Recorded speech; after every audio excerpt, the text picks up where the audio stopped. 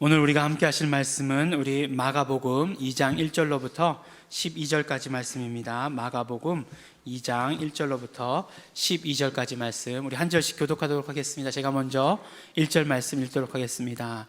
수일 후에 예수께서 다시 가버나움에 들어가시니 집에 계신 소문이 들린지라 많은 사람이 모여서 문 앞에라도 용신할 수 없게 되었는데 예수께서 저희에게 도를 말씀하시더니 사람들이 한 중풍병자를 4사람에게 메워 가지고 예수께로 올세 무리를 인하여 예수께 데려갈 수 없으므로 그 계신 곳에 지붕을 뜯어 구멍을 내고 중풍병자의 누운 상을 달아내리니 예수께서 저희의 믿음을 보시고 중풍병자에게 이르시되 소자야 내 죄 사함을 받았느니라 하시니 어떤 서기관들이 거기에 앉아서 마음에 의논하기를 이 사람이 어찌 이렇게 말하는가 참남하도다. 오직 하나님 한 분 외에는 누가 능히 죄를 사하겠느냐.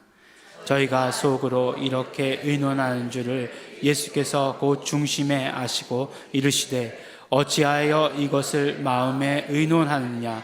중풍병자에게 내 죄 사함을 받았느니라 하는 말과 일어나 내 상을 가지고 걸어가라 하는 말이 어느 것이 쉽겠느냐. 그러나 인자가 땅 위에서 죄를 사하는 권세가 있는 줄을 너희로 알게 하려 하노라 하시고 중풍병자에게 말씀하시되 내가 내게 이르노니 일어나 내 상을 가지고 집으로 가라 하시니 그가 일어나 곧 상을 가지고 모든 사람 앞에서 나가거늘 저희가 다 놀라 영광을 하나님께 돌리며 가로되 우리가 이런 일을 도무지 보지 못하였다 하더라. 아멘. 로마서에 보면 로마서 10장에 믿음과 구원에 대해서 우리가 잘 알고 있는 말씀이 있습니다. 로마서 10장 9절에 보면 내가 만일 내 입으로 예수를 주로 시인하며 또 하나님께서 그를 죽은 자 가운데서 살리신 것을 내 마음에 믿으면 구원을 얻으리니 사람이 마음으로 믿어 의에 이르고 입으로 시인하여 구원에 이르느니라 라고 말씀합니다. 그리고 그 바로 밑에 보면 13절 말씀에 누구든지 주의 이름을 부르는 자는 구원을 얻으리라.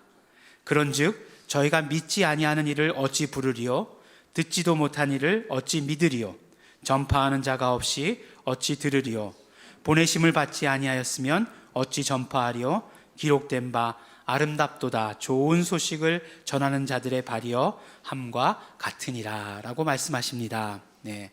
오늘 이렇게 말씀 성경 구절 두 구절 읽고 그냥 끝냈으면 좋겠다는 그런 생각이 들죠. 무슨 말씀인지 다 이해하셨잖아요. 이해 안 되는 구절 없으시니까. 우리 로마서의 이 말씀을 보면 결국 맨 마지막에 나와 있는 것은 무엇이냐면 바로 예수 이름을 불러야 한다라고 하는 그 말씀입니다. 예수 이름을 부르기까지 그냥 예수 이름을 부르는 것은 아니지 않느냐.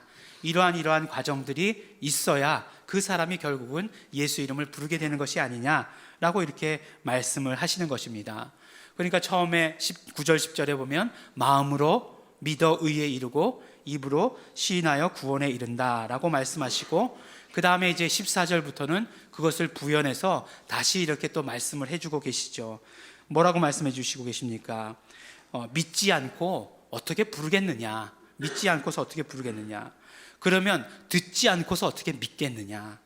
또 전하는 자가 없는데 어떻게 들을 수 있겠느냐? 보내심을 받은 자가 없는데 그럼 어떻게 전하겠느냐? 그렇기 때문에 보내심을 받은 자, 즉 좋은 소식을 전하는 자들에게 복이 있는 것이다 라고 이렇게 말씀을 해주고 계시는 것입니다. 또 로마서 1장에 보면 사도 바울은 언제나 스스로에 대해서 이렇게 말씀을 합니다. 나는 복음의 빚진 자다라고 이렇게 말씀을 하세요. 그러니까 내가 복음을 전하는 그런 이유가 무엇이냐? 나는 바로 복음의 빚진 자이기 때문에 나는 복음을 전한다라고 이렇게 말씀을 하시는 것이에요. 사도 바울의 이 말씀들을 이렇게 하나로 엮어보면 이런 뜻이 된다라고 이렇게 하는 것을 우리가 알 수 있습니다. 우리가 정말 우리 자신을 돌아보면 또 우리 공동체를 돌아보면 우리는 정말 예수 이름을 열심히 부르는 교회고 예수 이름을 열심히 부르는 공동체입니다. 그것을 사도 바울의 표현대로 다시 말한다라고 한다면 우리도 역시 복음의 빚진 자다라고 이렇게 말할 수 있게 되는 것입니다. 그 어떤 누구라고 정확하게 얘기하지 않겠어요? 그 어떤 보내심을 받은 자가 우리에게 예수 이름의 복음을 전해주셨기 때문에 우리는 그것을 들었고, 그 들은 것이 우리에게 믿음이 되었고, 또 그 믿음으로 말미암아 우리는 고백하는 것이에요. 그렇기 때문에 우리는 복음의 빚진 자이고, 또 그렇다면 우리가 복음의 빚진 자라고 하는 것을 깨달았다고 한다면 그 빚진 것을 우리는 갚기 위해서 정말 보내심을 받은 자가 되어야 된다라고 하는 그 말씀을 우리에게 전해주시는 것이 아닌가 합니다. 좋은 소식, 영어로 굿뉴스, 헬라어로 유앙겔리온, 이 모든 것이 다 예수 이름을 우리에게 주셨다고 하는 그 사실을 우리는 전하는 자가 되어야 한다는 것입니다. 우리가 들었다면 그것이 우리에게 믿음이 되었고, 그 믿음이 우리로 크게 고백하게 되었고, 크게 고백한 자가 되었다면, 구원을 얻은 자가 되었다면 바로 보내심을 받은 자가 되어야 한다는 것이 이 말씀일 것입니다. 오늘 말씀을 보면 바로 예수님께서 이제 다시 가버나움으로 들어가시는 것으로 말씀을 시작하고 있습니다. 늘 지난번에도 가버나움이란 동네가 나오면 말씀을 드리지 않았습니까? 예수님께서 가버나움에서 참 많은 일을 하셨어요. 갈릴리 지역을 다 돌아다니면서 많은 일들을 하셨지만 그 갈릴리 지역에서도 가장 중심이 되는 곳이 바로 가버나움이다라고 말씀을 드렸습니다. 그런데 보니까 수일 후에, 그러니까 며칠이 지나서 예수님께서 가버나움에 들어갔다라고 이렇게 말씀하셨습니다. 근데 왜 며칠 후에 들어가셨을까요? 그것이 바로 그 이유를 지난주에 말씀을 드렸지 않습니까? 지난주 말씀 가운데 예수님께서는 나병 환자를 고치셨어요. 근데 나병 환자를 고치실 때 저 멀리 떨어뜨려 놓고서 가까이 오지 마라, 그리고 내가 말로 하면 다 되니까 가까이 오지 마라 하신 것이 아니라 나병 환자에게 손을 대셨죠. 손을 대시고 내가 원하노니 깨끗하여져라, 이렇게 말씀하시면서 치료해 주셨어요. 근데 예수님의 그 치료는 좋았는데 결국 이렇게 하신 행위는 어떻게 됐냐면 그 유대인들의 정결의 법을 보면 부정하게 된 거예요. 예수님이 부정하게 되었습니다.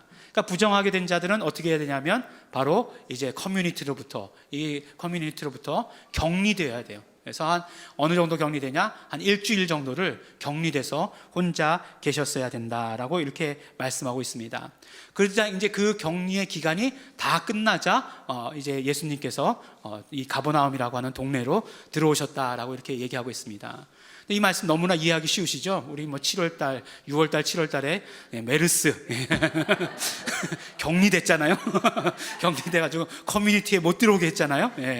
그런 거예요. 그런 거. 완전 그게 이제 정결의 법이죠. 지금 우리나면 전염병 관리법이겠지만 그때는 정결의 법이었던 거예요. 예수님께서 못 들어오시다가 이제 가버나움에 들어오셨습니다. 예수님께서 가버나움이란 동네에 들어오셔서 집에 계셨다라고 말씀하세요. 누구 집에 계셨을까? 예수님의 집에 계셨을 수도 있겠지만 예수님 집이 있었을까? 가버나움에?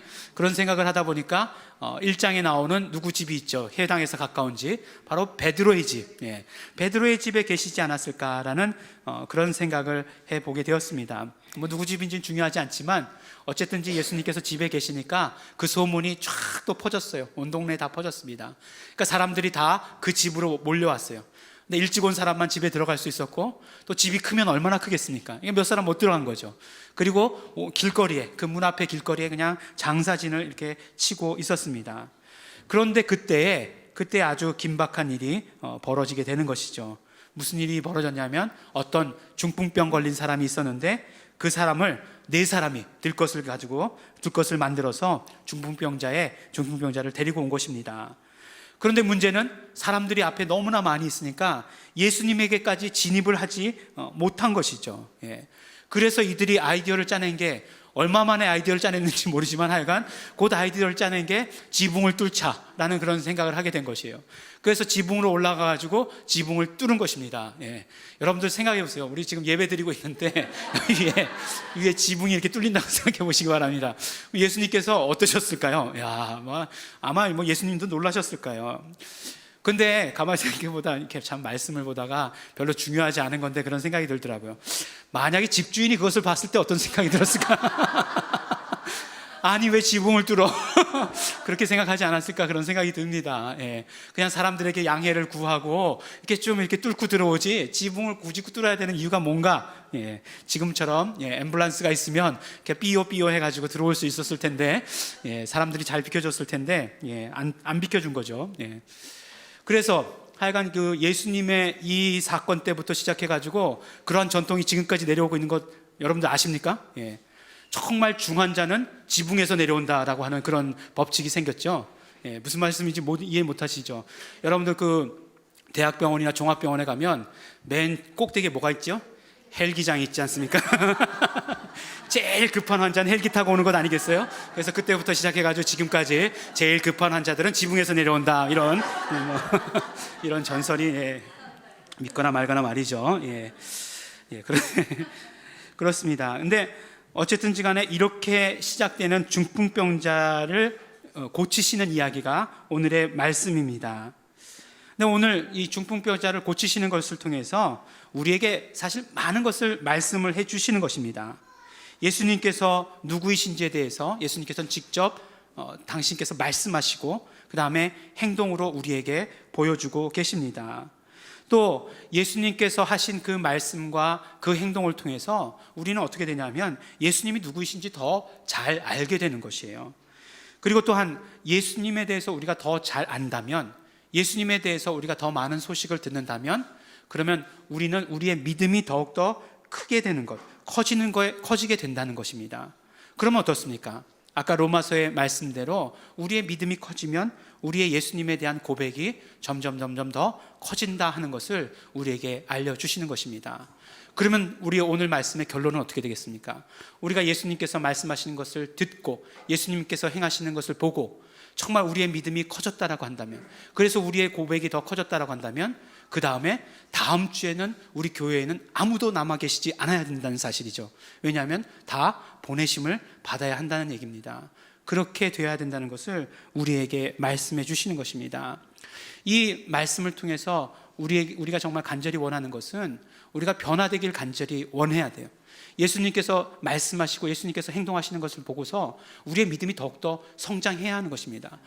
늘 그렇듯이 그렇구나 이런 것으로 바라보지 말고 정말 우리의 믿음이 성장하는 것으로 바라보아야 한다는 것입니다. 그렇기 때문에 오늘 정말 예수님께서 이 중풍병자를 고치시는 이 사건을 우리가 자세히 한번 이렇게 살펴보기를 원합니다. 첫 번째로요, 예수님은 믿음을 보십니다. 믿음을 보십니다. 이 다른 성경이요, 복음서 중에서도 다른 성경 빼고요, 마가복음만 보아도 언제나 치료의 사건이 있을 때는 예수님께서 그 믿음을 보시는 것을 말씀하십니다. 마가복음 5장에 보면 그 혈루증을 앓던 여인의 이야기가 나오죠. 그 여인이 예수님의 옷깃을 만지잖아요. 그래서 치료가 됩니다. 그때도 예수님께서 그 여인에게 뭐라고 말씀하시냐면 내 믿음이 너를 구원하였다라고 이렇게 말씀을 하십니다.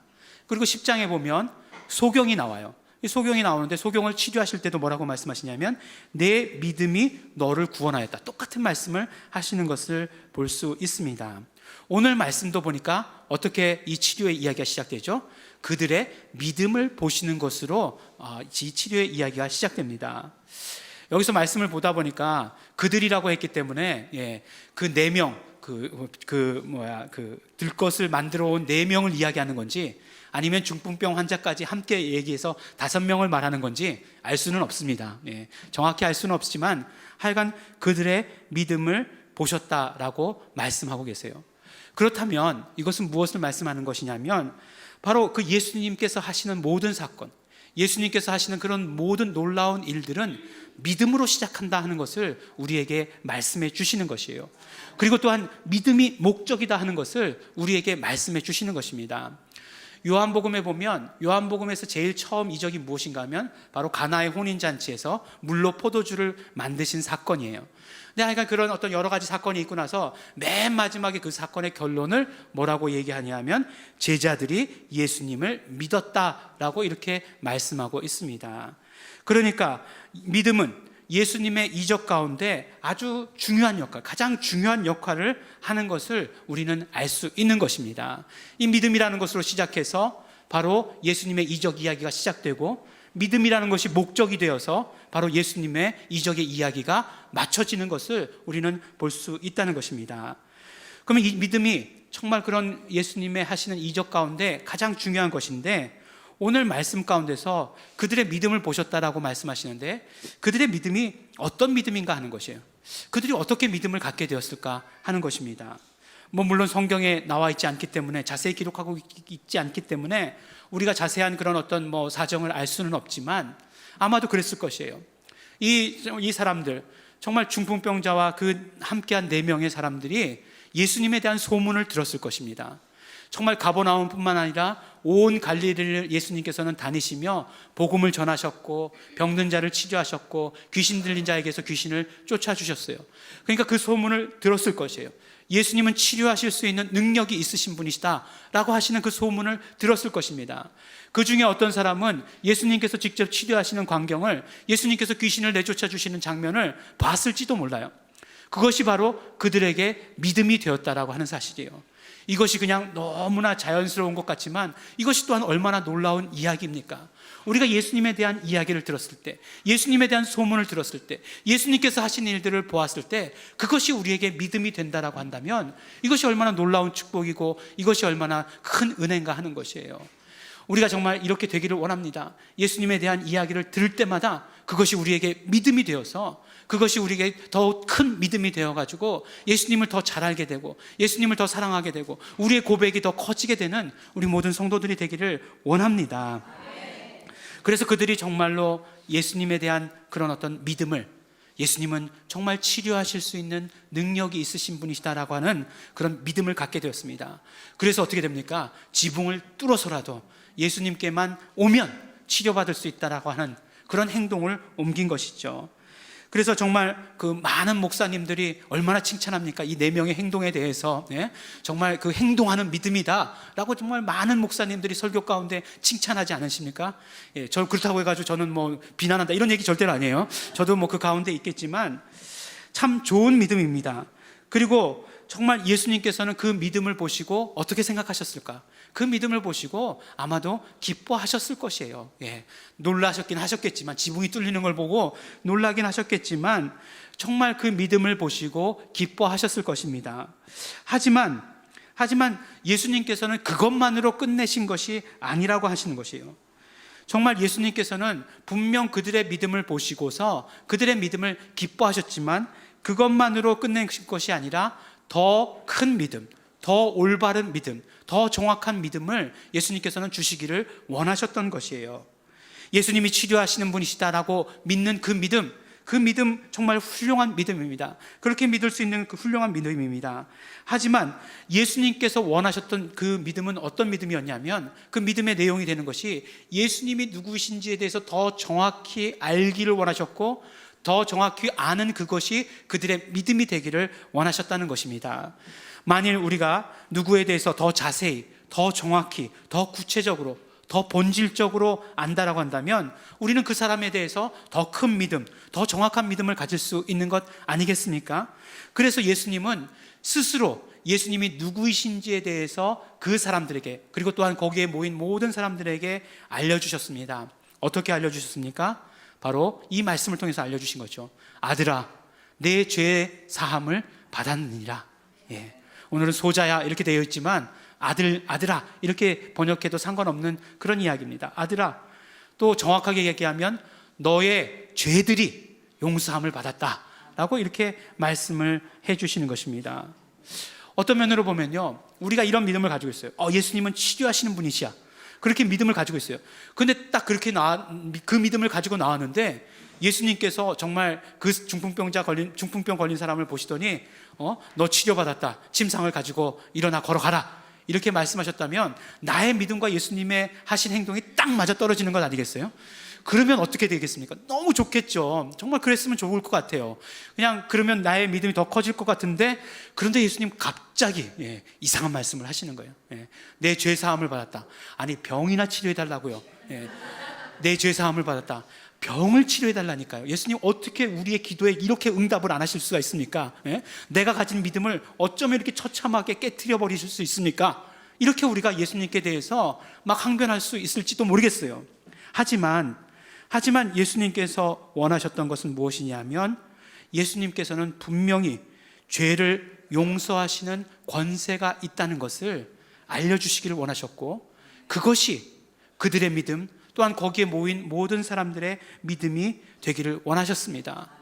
그래서 그 밑에 분명히 말씀하시지 않습니까? 인자가 땅에서 죄를 용서하는 권세가 있다는 것을 알리는 것이 내가 이 땅 가운데 온 목적이다 라고 이렇게 말씀을 해 주시는 것이에요. 이 말씀을 통해서 정말 예수님께서 이 땅에 오신 목적을 더욱더 분명하게 우리에게 말씀해 주신 것입니다. 물론 치료하시는 것은 예수님의 성품입니다. 정말 예수님 병자들 만날 때마다 다 치료해 주셨어요. 조금 전에 혈루병 앓던 여인 길에서 예수님의 옷깃만 만져도 치료하게 해 주셨습니다.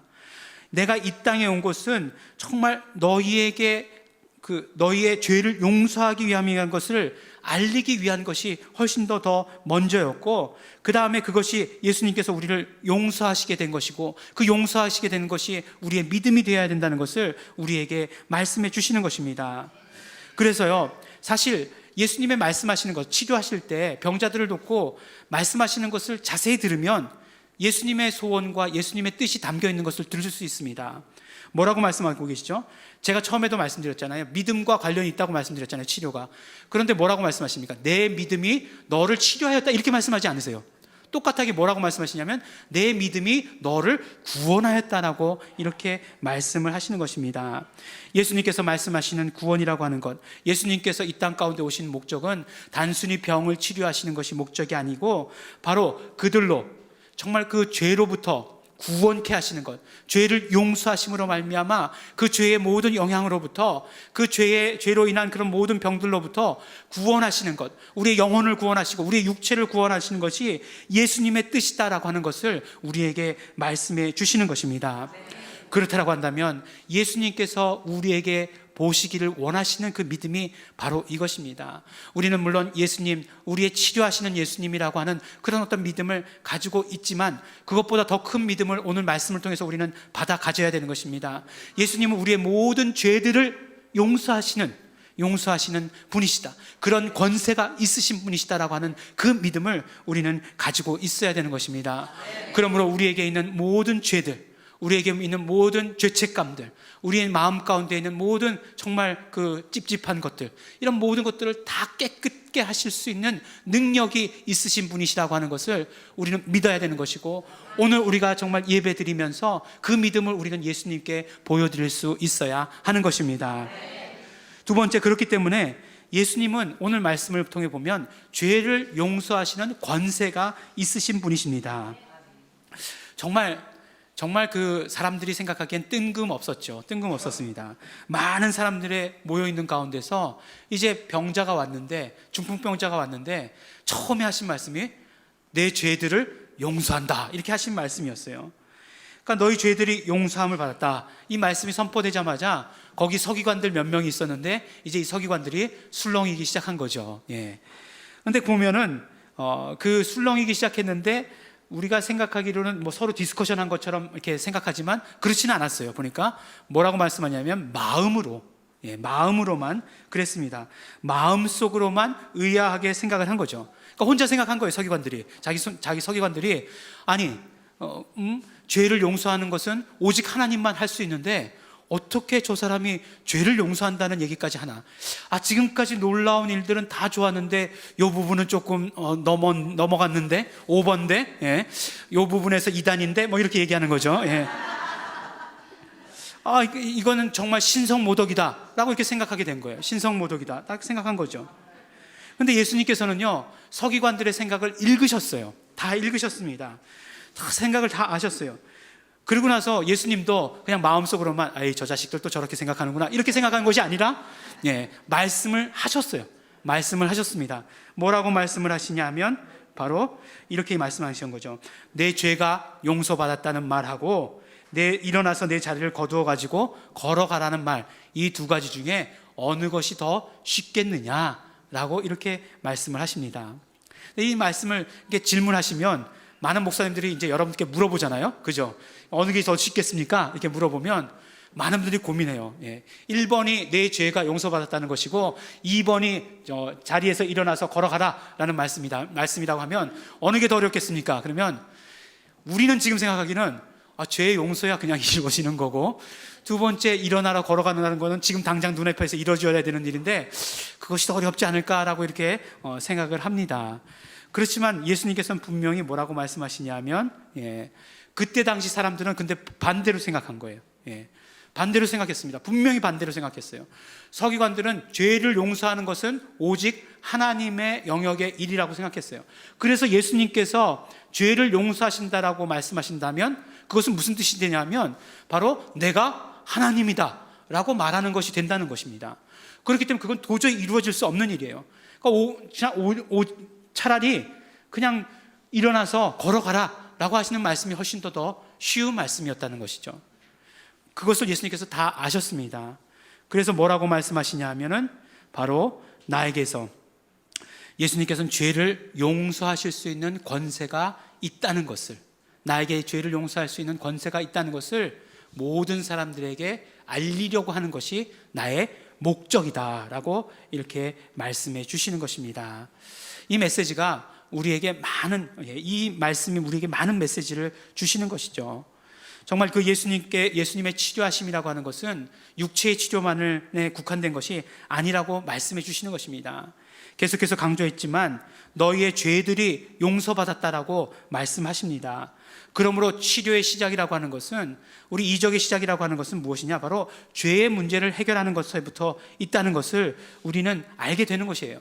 죄를 용서하시자 어떤 일이 일어났습니까? 육체의 치료가 곧 이루어졌다는 것이에요. 모든 죄의 용서가 이루어졌음을, 그리고 우리가 구원받았음을 그 말씀하시는 외적인 표가 무엇이냐? 바로 육체의 치료다라고 말씀해 주시는 것이에요. 그러니까 예수님의 구원이라고 하는 것은 무슨 영혼의 구원이 따로 있고 육체의 구원이 따로 있는 것, 그것이 아니라는 것입니다. 예수님의 정말 구원이라고 하는 것은 우리의 영과 혼과 육체가 다 구원 얻는 것임을 우리에게 말씀해 주시고 보여주시는 것입니다. 그러니까 예수님의 구원은 온전한 구원이고, 정말 예수님의 그 죄를 용서하실 수 있는 권세는 우리를 구원하실 수 있는 권세인 것을 우리에게 보여주고 계시는 것입니다.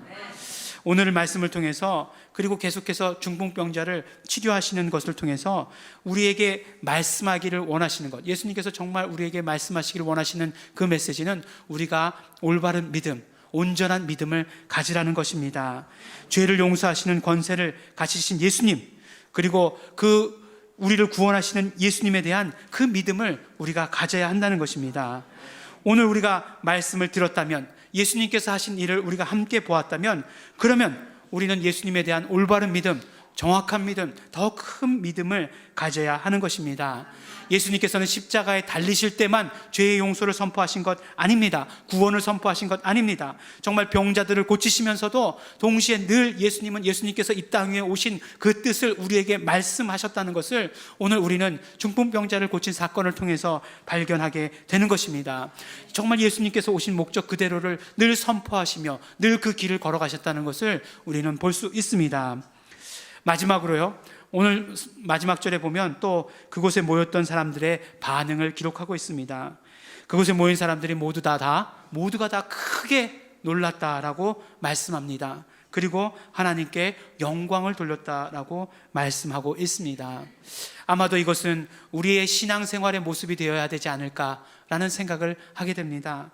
우리가 우리의 모든 죄들로부터 우리가 용서받았다라고 한다면 우리는 어떻게 해야 되느냐? 매일매일의 삶 가운데서 매일매일 놀라고, 매일매일 삶 가운데서 영광 돌리고 찬양하는 그런 삶을 살아야 되는 것을 우리에게 말씀해 주시는 것입니다. 그 중풍병자뿐만 아니라 우리의 모든 죄를 용서해 주실 권세가 예수님에게 있기 때문에 그렇습니다. 그러므로 정말 우리가 그렇게 해서 올바른 믿음을 가졌다라고 한다면 우리의 고백은 더 커져야 되는 것이고, 우리의 고백이 더 커졌다라고 한다면 우리는 정말로 전하는 자가 되어야 되는 것을, 전하는 자의 삶을 살아야 되는 것을 오늘 우리에게 말씀해 주시고 계시는 것입니다. 사랑하는 우리 예일중앙교회 성도 여러분, 우리 예수님은 우리를 구원하기 위해서 이 땅에 오셨습니다.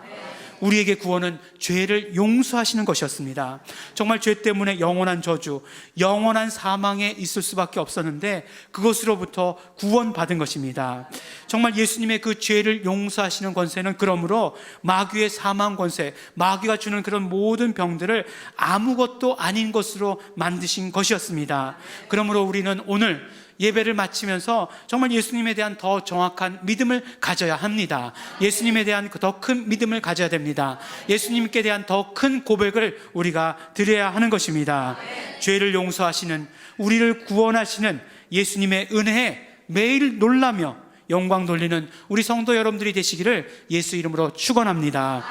우리 함께 기도하시겠습니다. 우리 기도하실 때에 정말 우리 감사하시면서 기도하시기 바랍니다. 예수님께서 우리의 믿음을 보시기를 원하고 계시고, 또한 예수님께서는 우리의 모든 죄를 용서하시는 그런 권세가 있다는 것을 우리에게 보여주기를 원하셨다는 것, 그리고 용서하셨다는 것을 우리 말씀을 통해서 함께 깨달았습니다. 우리가 정말 그 믿음을 예수님께 드리게 되기를 원합니다. 정말 감사합니다. 우리가 오늘 말씀을 들었으니, 오늘 중풍병자를 고치신 그 모습을 우리가 함께 보았으니 정말 우리의 믿음이 더 커지고 더 완전해지고 더 정말 그러므로 고백할 수 있는 자들, 더 전하는 자들 될 수 있도록 도와주시옵소서. 우리 감사하시면서 결단하시면서 우리 다 같이 통성으로 기도하시겠습니다.